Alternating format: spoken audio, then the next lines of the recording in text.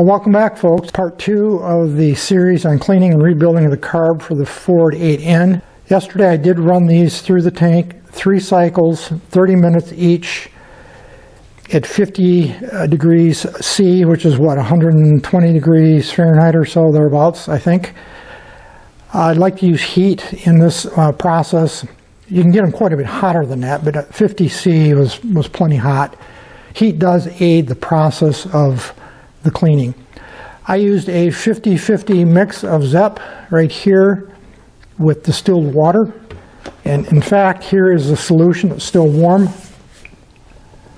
It's nice and black. It was a kind of a translucent clear purple color when I started, and hence the name, purple degreaser. But it's good and black now, and there's some filth and crud in the bottom of the tank, and I'll show you that in just a moment. But now that I got the initial cleaning done and got the degreasing done, and remember this is an alkaline compound, which is particularly well suited for grease and oils and fuels, organic compounds. And it did a great job getting the old fuel off, which predominantly I think was what was here. The original paint is long gone. There is some rust now that I have to remove. Next step will be to use straight pine saw mixed 50-50 with distilled water. You remember from the previous discussion, pine saw is on the acidic side. It will continue the cleaning as well as address any rust issues that might be starting to form here. And there is, of course, rust. Now, one might ask why I don't use evaporust if I'm trying to derust or remove rust from these pieces. Well, evaporust, right here I got plenty of it. Evaporust is not a cleaner, it's a rust remover. And as far as I know, it doesn't have any detergents in it at all. It's just used to eliminate rust. Pine saw has detergents in it, or based on the MSDSs, I believe it's got cleaning agents in it, and being on the acidic side, it'll also attack the rust. So I'm going to run it through the tank with the pine saw, probably 3 cycles again, 50-50 mix, 30 minutes per cycle. There's no sense trying to rush the process. And then rinse it good, and then if it needs to be further derusted, I can soak these pieces in evaporust if I want to, if I need to. But if I don't hit it with evaporust, then they'll probably go right into a media blast with baking soda, which I mentioned, I think, the other day, and we'll talk about that in more detail a little bit later. But I wanted you to see first how they came out of the first initial cleaning using the purple degreaser of ZEP, designed to remove the old fuel and any grease, organic compounds, in other words.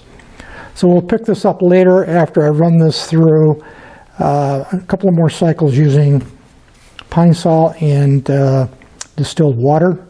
Might be a day or so later by the time I get this all done, but we'll pick it up on the other side. A little oops on my part, I just realized I forgot to show you the inside of the tank. And you can see there's some sludge in there. I think that's residue of old fuel and maybe some grease and other contaminations, but obviously I'll have to clean this all out good before I move on to the next phase of cleaning. But I wanted you to see what that looked like. Now we're done with this little segment.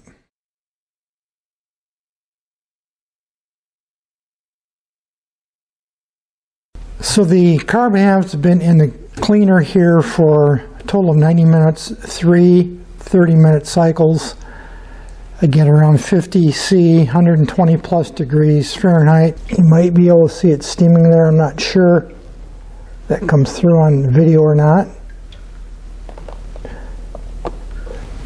But again, these pieces are quite hot. Very hot to the touch.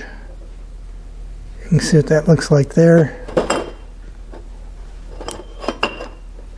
I don't want to handle them too long because they're too hot, but this solution is quite clean compared to the previous solution. Of course, this is pine saw 50-50 distilled water.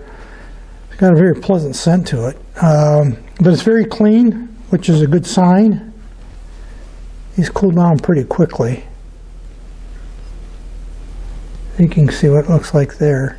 So I'm going to rinse these good, fresh water, let them dry, then I will probably then at that point media blast them, and if necessary I can soak them a little bit in Vaporust. I don't think I have to, but in the event I do need to, I can do that. Now that I'm satisfied I've got both the internals and externals cleaned, thoroughly cleaned, and these were soaked, these two halves, in Vaporust for about 24 hours or so.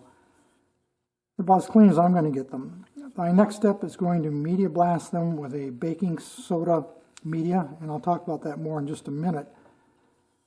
But as you can see, I did do a masking, a basic masking. Now it's very difficult to prevent media from penetrating into orifices and cavities on carburetors when you use any kind of media, but particularly a solid media. That's one of the beauties of baking soda, is it dissolves with moisture or spray, so you can clean it out really easily, and it'll literally dissolve away.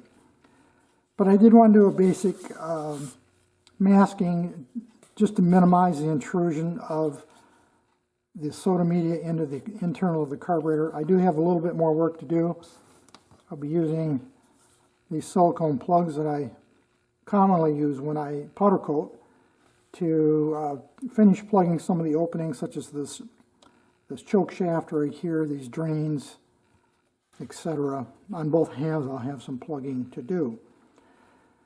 I'm going to mount these bodies, carburetor bodies, on a couple of wooden plates, and I just scrounged around in my scrap box, my wood scrap box, and put these together to elevate the carburetor bodies up so that when they're mounted, and this one will mount something like this, I can clearly get at the bottom edge here when I spray paint it all the way around. Otherwise, if you have this like flat on a table or a work surface completely, you can't really, I don't think you can effectively get this edge. So that's what these two pieces are for. And again, we'll come back in a few minutes and I'll show you these all rigged up and ready for media blasting, which, by the way, I'm going to do outside. This media right here, this is actually the baking soda media. This comes in different sizes, or I suppose grits. I don't think they call it grit. I think they call it size, but this is a medium to fine. You can get a coarser grit than this. And again, this is a commercial product that I buy in 50-pound bags. And I suppose you could use baking soda like you'd use in your home kitchen, but you'd have to have a lot of it. This is a total loss system. What I mean by that is that it's not reclaimed. I don't run this through my cabinet. I have to go outside. It is a decent day today. It's a little cool, but it's not raining, and it's supposed to be sunny. So I'll media blast it outside because it's total waste. That is, it's lost. It's not reclaimed. And it's very, very messy, and it gets everywhere. I literally have to put earmuffs on or hearing protection in because this will end up in my ears. I wear a mask because breathing it is like breathing a soft drink. It's not very pleasant. And so I drape myself in personal protective equipment and gloves and everything. It'll get into my clothes if you're not real careful, your pockets. But it does a great job of cleaning. It's not as aggressive as like glass beads even. It's great for alloy carburetor bodies, aluminum, zinc, Zamac, those kind of materials. It's great for that. And it leaves a nice sheen on aluminum or alloy carburetor bodies. And I use it almost exclusively on small engine and Japanese motorcycle carburetors. I don't use glass beads much anymore on carburetors, just again because the glass media will get into everything and you really have to get it out of all the passages. Now, this is probably not terribly aggressive in terms of cast iron. It will clean it and give it a consistent patina or look, and it'll clean off any remaining residual contamination. I don't think there's much because it's been cleaned thoroughly 3 or 4 times now, but it'll give it a consistent finish for paint, and that's why I'm using it, and it's safe. It doesn't plug up everything. So that's the media. I buy it at Harbor Freight. I suppose in Canada you could get the media at Princess Auto or someplace like that. In Europe it's probably available as well. I don't know. But again, I've used this for quite a few years now. Let's take a look at the unit I use to apply this or spray it. Spray it being a relative term. It's really driven by air. But we'll take a look at that next. There's the soda blast tank. It's freestanding, as you can see. Fill the tank there through the top opening. You have to remove that black apparatus. That's really the valve. You take that right off. There's a big nut under there. You spin it.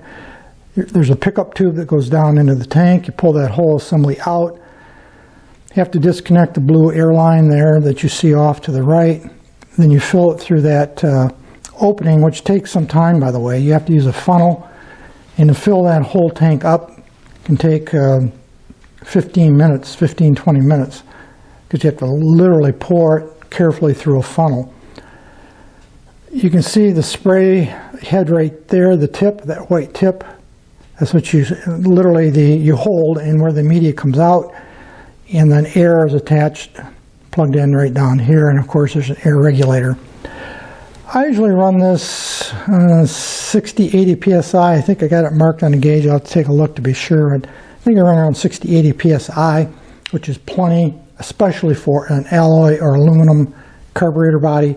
I could probably get away a little higher pressure on cast iron for this project. But real simple. Again, it has to be done outside because it's a total loss system, and it works quite effectively. Now, I don't use this very often because I'm not spraying or cleaning carburetor bodies all that often. Once or twice a year maybe I use it. But that's what the Media Blast unit itself looks like. Available on eBay, I suppose on Amazon. They're all over the place. I've had this one for probably 12, 15 years maybe, something like that. Back at the bench, I've completed preparing the carburetor halves for media blasting and eventual painting. And you can see, I think, how I've got that mounted with a couple of screws through it into this wood block, and then the carburetor body itself is attached through the middle here with a screw just to hold it to this wood block here. And then the openings into the carburetor itself I've plugged here, you can see, I think, with silicone plugs just to keep the media, or as much of the media out as I possibly can. Same thing here, again, a scrap piece of wood. These are number 12, 24 thread screws. Here's a couple of the originals. These obviously are modern and a little longer just for this project. And I used some old fuel line as standoffs. Those are, what else, 3/4 of an inch, I think I made those. And again, the whole idea is I can hold this elevated like this, and I can spray around the edge. You get a complete spread of paint or application of paint around the edge here, rather than having this sit down on a piece of wood or something similar. But these are about ready to go out for media blasting. I got to set up my tank here in just a second, go out and get that done. Then they'll come back inside, and I'll wash them probably with brake cleaner and acid. I'll take them apart, clean them with gloves with acetone and or brake cleaner one last time, remask them, replug them, then go out and apply paint. That's the process we'll be going through. It's about 15 minutes later, just came in from media blasting, and you can see a nice even patina or finish all the way around on these pieces. I will now put these in fresh acetone, let them soak for a few minutes while I get set up for spray painting. They'll come out of the acetone. I'll spray them down all the passages with brake cleaner, blow them out with compressed air one last time, remask them, remount them on the plates, like here, and then I'll start the painting process. By the way, I just happened to think while I was out media blasting, I didn't really describe the difference between baking soda blasting and what's called vapor blasting, which now is kind of a thing. This is not vapor blasting. Vapor blasting uses a wet slurry. It's a totally different process. It really, as I understand it, leaves a great finish on alloy aluminum bodies. Again, I haven't used it. I have a buddy that did probably 5-6 years ago. There's a place 35-40 miles from us that does it commercially, and they will do small projects. And he was very happy with some high-end carburetor bodies off a 4-cylinder motorcycle he had done. But anyway, this is not vapor blasting. This is dry baking soda blasting. Anyway, these pieces are going to be now soaked, cleaned one last time, and painted. And that will be, the painting will be in a totally separate video here. This is going to be it for this video today, folks. Any issues, questions, thoughts, drop me a note. Otherwise, as usual, thanks for watching.